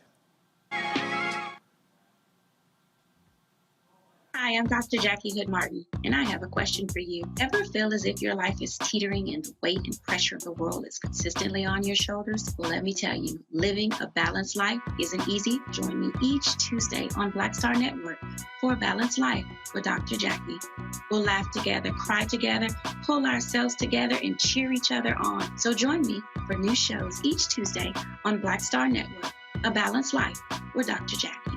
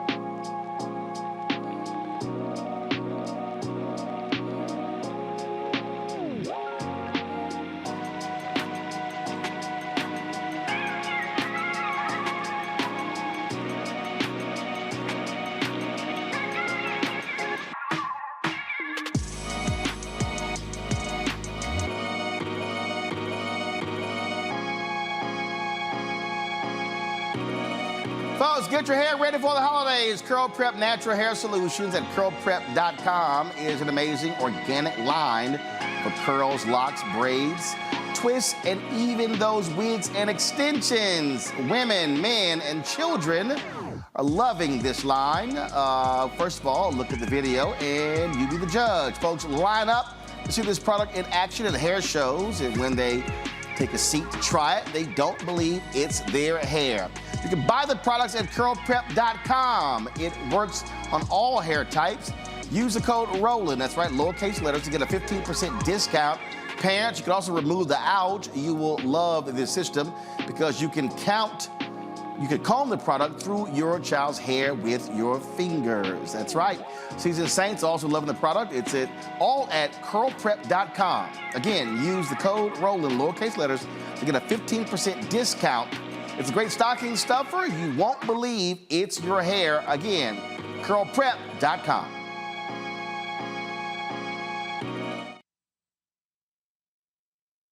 Hi, I'm Dee Barnes, and next on The Frequency, have you ever heard of Pinkster? If not, you aren't alone. It's an African-American holiday that predates Juneteenth by 100 years. This week, we're talking with my special guest, the founder and CEO of Trans Art and Cultural Services, Greer Smith, to talk about Pinkster and why it's so important. Those exhibitions really got the most play because we don't know about this. Other people have been telling our stories for so long. When we have the opportunity to find people that tell our stories, it's an easy sell. A fascinating conversation about Black culture on The Frequency with me, Dee Barnes, right here on the Black Star Network. Hello, I'm Marissa Mitchell, a news anchor at Fox 5 DC. Hey, what's up? It's Tammy Roman, and you are watching Roland Martin Unfiltered.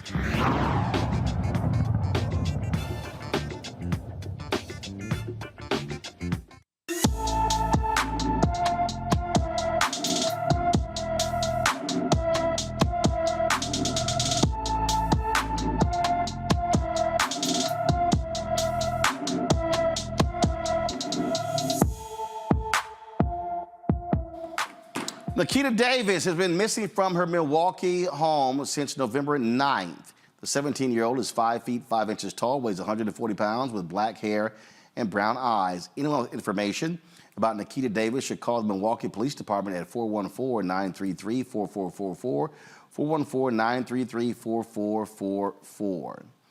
Folks, and again, we purposely do this. One of the reasons why we launched this show, to create this particular segment, because it was important to put a focus on Black teens and adults who often go missing, who get ignored by social media. So please be sure to share the information with all of your folks on the social media. House Republicans are blurring the faces of those who breached the Capitol on January 6th before releasing more security footage to protect them from retaliation. Yeah, I said that right. Speaker Mike Johnson literally said blurring the faces is to prevent retaliation against those who stormed the Capitol. Ain't they breaking the law? To draw their own conclusions. They should not be dictated by some narrative and accept that as fact. So they can review the tapes themselves. We're going through a methodical process of releasing them as quickly as we can. As you know, we have to blur some of the faces of persons who participated in the events of that day because we don't want them to be retaliated against and to be charged by the DOJ and to have other concerns and problems. So that's a slow process to get it done. We're working steadily on it. We've hired additional personnel to do that, and all of those tapes ultimately at the end will be out so everybody can see them and draw their own conclusion. Let me go.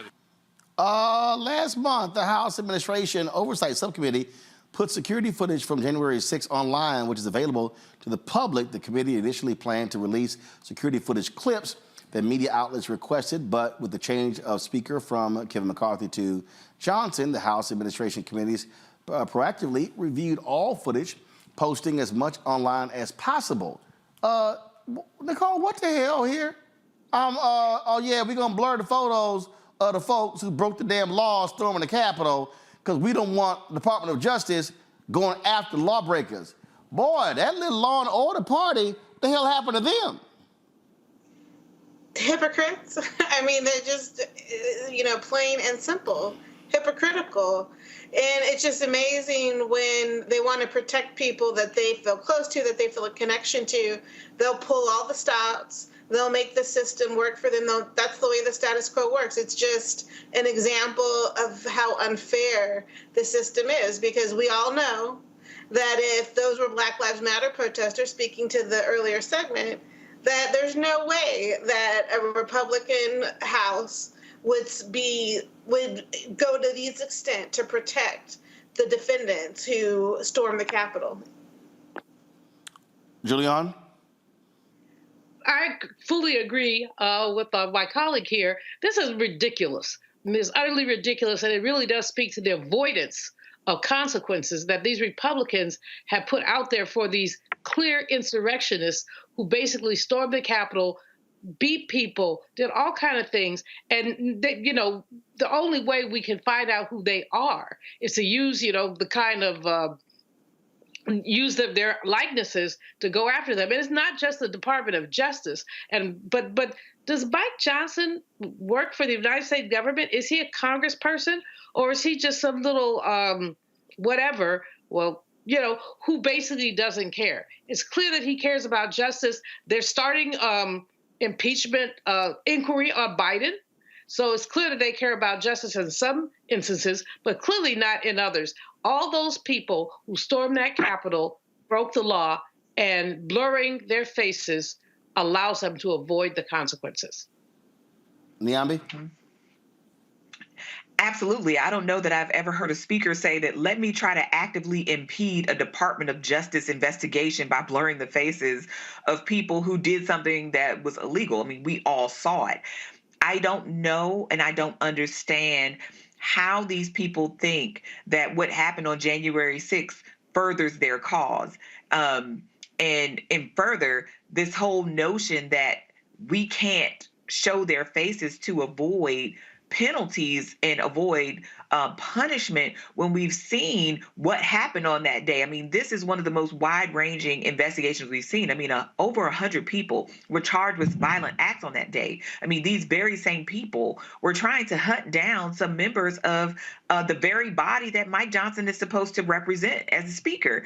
And yet he is saying that he essentially doesn't trust his own government, even the American people, because we have to remember that a lot of people were identified through tips from other citizens. So this is all, I think, just unreal in some respects. I mean, I wouldn't believe it if I hadn't seen the other behavior of this group pretending that it's still a political party at this point. But this kind of shilling for actions and activities that are actually illegal and in violation of our country's norms seems, a bit extreme, even by Republican standards. You're absolutely right. Well, guess what, y'all? Donald Trump targeting Black folks again. During a campaign rally in Philadelphia, he told his supporters to guard the vote, specifically in Democrat, predominantly black cities. Listen. Evidence we have and everybody knows it, and they know it. You know, the one thing they don't want to talk about is the election. They don't want to talk because they're guilty as hell. They cheated like hell. They know it, and you'll never find out all the ways. But we don't need all the ways because, you know, it was, I think, 22,000 votes separated it, and we have millions and millions of votes. It's a very sad thing. So the most important part of what's coming up is to guard the vote. And you should go into Detroit, and you should go into Philadelphia, and you should go into some of these places, Atlanta, and you should go into some of these places, and we got to watch those votes when they come in, when they're being, you know, shoved around in wheelbarrows and dumped on the floor, and everyone's saying, what's going on? We're like a third world nation, and we can't let it happen. Well, there he goes, targeting black people again, Niambi. Oh, absolutely. I mean, he's saying the quiet part out loud. And when you name check a city like Philadelphia that is half black, what you're doing, I mean, is really what he's doing now is reminiscent of what happened some years ago when I was still living in Philadelphia. It's my favorite city. But they had posted these billboards in predominantly black and Latino neighborhoods threatening people that if they showed up to the polls and they voted illegally, that it was a felony and they could go to prison. Of course, to have this cooling effect, as Dr. Malveaux pointed out earlier. And what he's doing is essentially deputizing the very same types of people who showed up on January 6th to show up in cities like Philadelphia, in Pittsburgh, in York, and in the outer suburbs of these places and terrorize black people, to stare them down, to ask people about what they're doing here. I mean, and we've seen shades of this in other parts around the country. So it does not surprise me that he's singling out not just black cities, majority black cities, but places that he's lost, places where he's still smarting over the fact that people saw through his mess. And one thing I will say about Philadelphians, they don't take kindly to threats. So whoever is feeling froggy after listening to Donald Trump is wise to be careful when moving through the city of Philadelphia and Pittsburgh and other places, thinking they are going to threaten black Pennsylvanians. And I think that's going to be something, though, that we have to watch out for. The kind of violence we saw on January 6th could very well happen again in all places around the country, and not just in presidential election years. I mean, even in local and state elections. So this kind of rhetoric is dangerous. We've seen what it can do.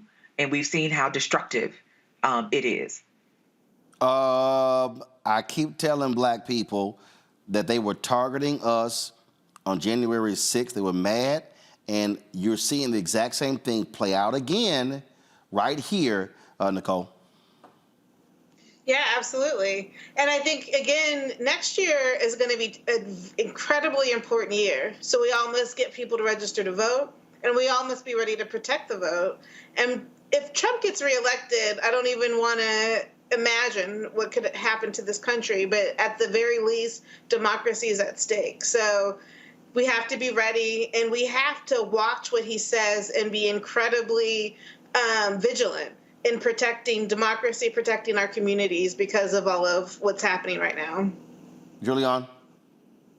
You know, I really want to know what he means when he says guard the vote.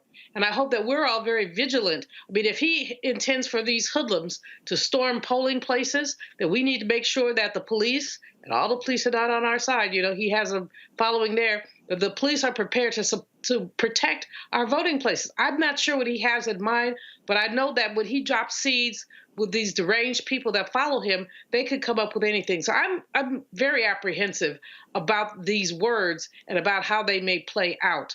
I'm also really apprehensive about those folks who will be scared. In I think it was 2012. Yes, it was 2012.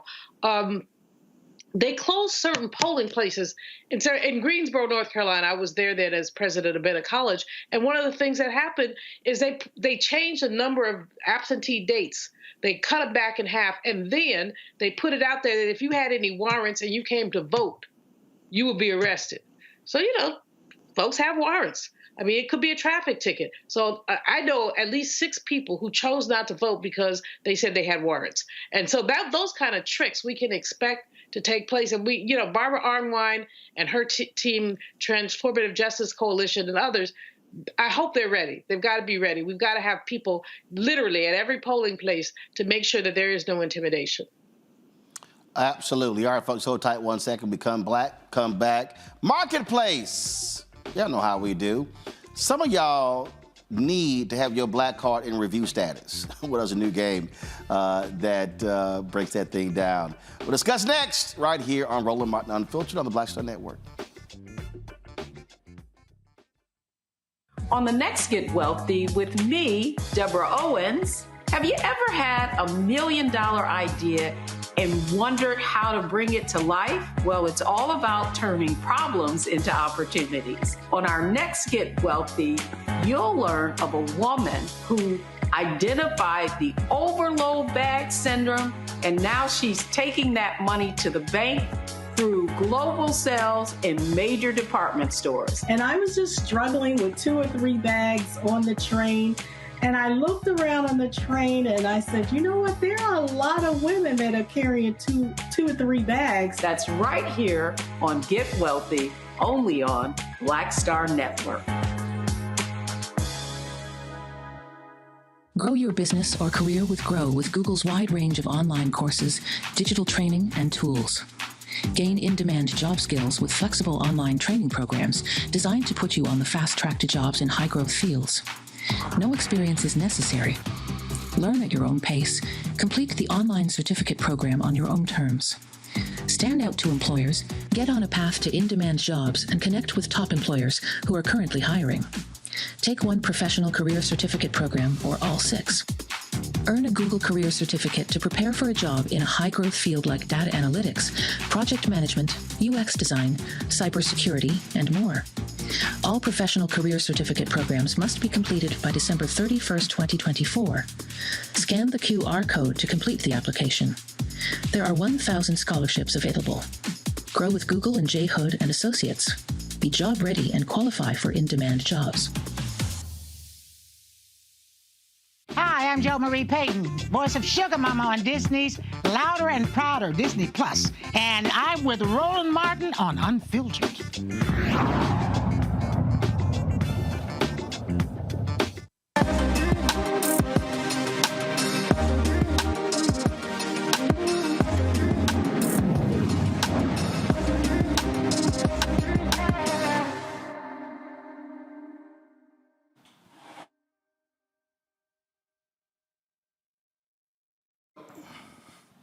All right, folks, we love a good card game. Now, you know, when we have our family get-togethers, we always try to have something interesting to do. Actually, I created one over the holidays. We were all sitting there, and I was like, yo, we're going to play Name That Tune.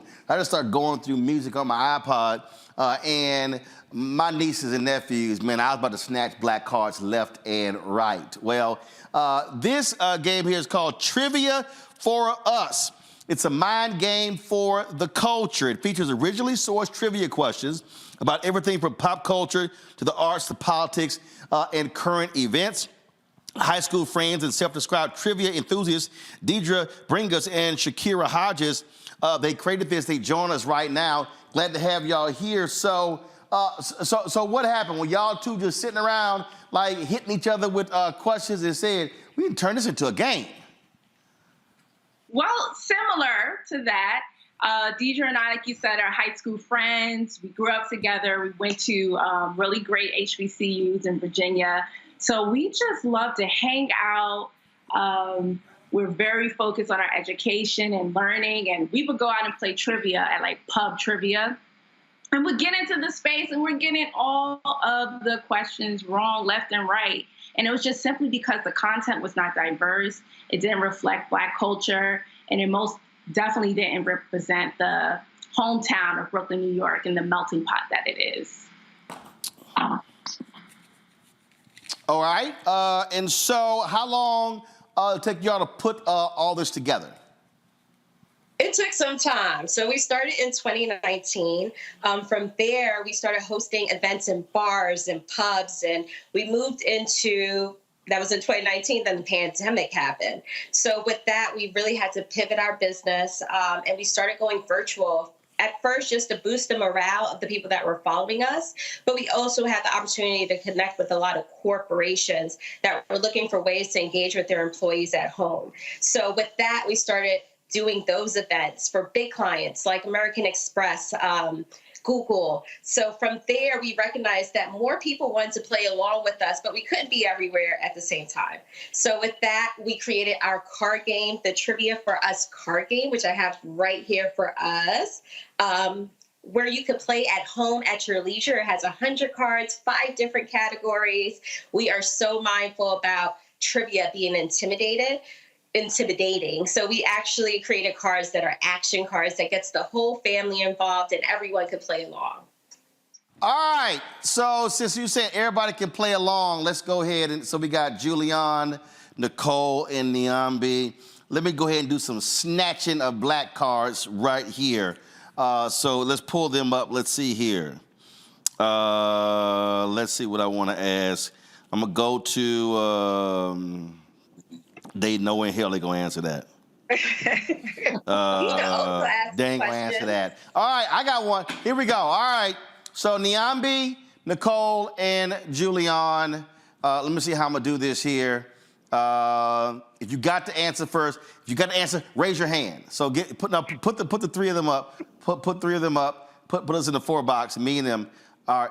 So So Niambi, Nicole, and Julian. So here we go. In 2022, Candace Parker became the first woman to grace the cover of the NBA 2K video game, and she was representing what team? Now you, Roland, you know I don't do sports, and I'm like, damn. All right. Nicole, did you raise your hand? I did. I don't do sports either, but I'm going to guess the Mavericks, Dallas Mavericks? Girl, no, that's the NBA team. I said the WNBA team. It's the Chicago Sky. WNBA team. Oh, my God. Okay. Film and television. Let's see here. Okay, maybe y'all will guess this one.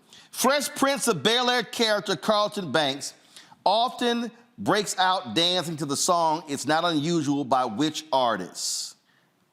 Frank Sinatra. Is it Frank Sinatra? What's the white British guy? Multiple choice. Give them the multiple choice. Help them out. No, hell no. I ain't giving multiple choice. No. The not unusual guy. First of all, Julian, she already out. She said Frank Sinatra. It ain't him. No. Niambi, you got half the name right, but come on. His name is Tom, and I can't think of his last name. Tom, white man who sounds black. He's British. He got curly hair. He used to date Mary Wilson. Yeah, you know all that, but your ass can't. 8 o'clock, Roland. It's been a long day. Damn, it's Tom Jones. Yes, I couldn't think of the last name. Oh my God, we got a Diddy question. We throwing that one out. Okay, let's see here. Okay, hold up. That was me, film and television. All right, so y'all, they got film and television is one category. They got Black history, trivia for math, music. Then they got Blitz. Okay, so now I'm gonna ask a Black history question. That's too easy. I don't know. These HBCU Negroes might know this one. That might be too easy. Okay, I'm gonna go ahead and ask it. Okay, which university was the first HBCU? Matter of fact, I ain't gonna give y'all I ain't gonna give you the multiple choice. Okay, see, y'all. Sorry, Deidre, Shakira, the rest of these people, they need the multiple choice. These 3 don't need it. Which university was the first HBCU to be established in 1837? Cheney. All right, it's Cheney. All right. Niambi, she up. Okay, I ain't gonna give you a full point for the Tom Jones. I'm only gonna give you a half a point. So right now it's Niambi 1.5. It's Nicole 0, Julian 0. Okay, here we go. Born Daniel Day, this designer is known for taking Gucci. Remember, you got to raise your hand. It's known for taking Gucci and Fendi materials to recreate into jackets. Well, Niambi already got her hand up. I ain't even finished the thing. Go ahead. Dapper Dan. Okay, she 2.5 points up on y'all. Okay, I'm gonna ask 3 more questions. So y'all got, okay, so I'm gonna get out of Black history. I may come back to that because some of y'all gonna need some help. Okay, well, damn, Julianne, she don't know sports, so she out of that question. Damn. Okay, here we go. All right, let me see how black y'all really are. Add the amendment that abolished slavery minus the number of stripes on the Pan-African flag. That would be 10. Oh, look who woke up. Julianne got a point. Okay, Julianne got a point. So it's 2.51. Nicole, she's stuck on 0. Okay, okay, let me go to music. Okay. Okay, ooh, No, they gonna guess. That's too easy. That's too easy. That's too easy. Okay, let's see here. Nope, they can't do that one. Got it. Name 3 black music groups with 3-lettered names. Letter and number combinations are acceptable. And it says, refer to instruction 9 for rules about questions with multiple answers. Where the damn answers at? Okay. It's me. I got it, Tia. What? I got it. Who's? I'm gonna say TLC. Huh? We ready? The Shakira, DJ, does that count? Absolutely. Okay, all right. Answer. You said TLC. You got 2 more. What you got? BBD, Bell Biv DeVoe. All right. That's 2. ABC, Another Bad Creation. That's Shakira, DJ, that wasn't a part of y'all little group, huh? Y'all collection?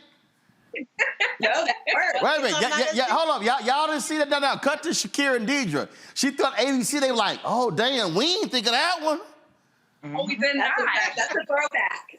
Okay, all right. See, y'all didn't do the full research. Okay, all right, so Nyambe 2.5, Nicole at 1, Julianne at 1. So I'm about to now ask, a 2-point bonus question. So whoever wins, so if Nyambe wins this one, she obviously wins. So I'm giving Julianne and Nicole a shot to overtake Nyambe. Let me see here. I'm gonna get out of music. See who's gonna take it. Let me go to Blitz. Let me see here. They can't answer no damn sports questions. We already saw the WNBA question. Oh hell, this is black as hell right here. Oh, this is a black as hell question right here. Matter of fact, y'all, this game is called Trivia for Us. It should be called Black as Hell. Okay, here we go. No, I need you to show the other 3. Julianne, there we go. No, there we go. Here we go. Tray, bone, and spinner are all terms associated with what game? The Crips? I know her. I said game, not gang. Game. G-A-M-E. It's dominoes. It's dominoes. All right. I guess I give it to Nyambe. She won. It's dominoes. So gang. I didn't get gang. Nyambe absolutely retains her black card. Nicole, Nicole, you got 1, right? You and Julianne, y'all gonna be in review status. You gonna have to fight me for my black card. Y'all gonna be in review status. Okay, so all right, so Deidre and Shakira. So what happens when the black person answers the fewest questions? Like what part of y'all game? What you do? Listen, everyone can create their own rules, but with us, nobody's black card gets revoked. Okay? Damn that. Little something new. That's all. No, I snatch cards. I snatch cards. If you lose the black card game, you don't get to take no dessert home. You can't pack nothing. You can't, right. There has to be a penalty. There has to be a penalty for you folk not being up on your blackness. It would not be that's a great point, though. That's exactly why we created the game. Hold on 1 second. Go ahead. No, I said that's a great point. That's exactly why we created the game, so that we're able to preserve our history, our culture in a gamified and fun environment. So nobody's blackness gets erased. You start the game black, you're going to end the game black. Ah, damn that. I'm snatching. Okay, y'all trying to be all 2023 nice and all that. Hell no, I'm snatching. I'm making Negroes pay up. That's right. If you lose, you got to put a 20 down or something. So all y'all at home, y'all get this card game trivia for us. Y'all have the right to create your own penalties for those who are massive failures at learning any of the questions. And Julian, you need to bone up on sports, because if they hit with a sports category, you going down in flames. All right. Hey, live with that. I can live with it. Deidre, Shakira, where do people get the game?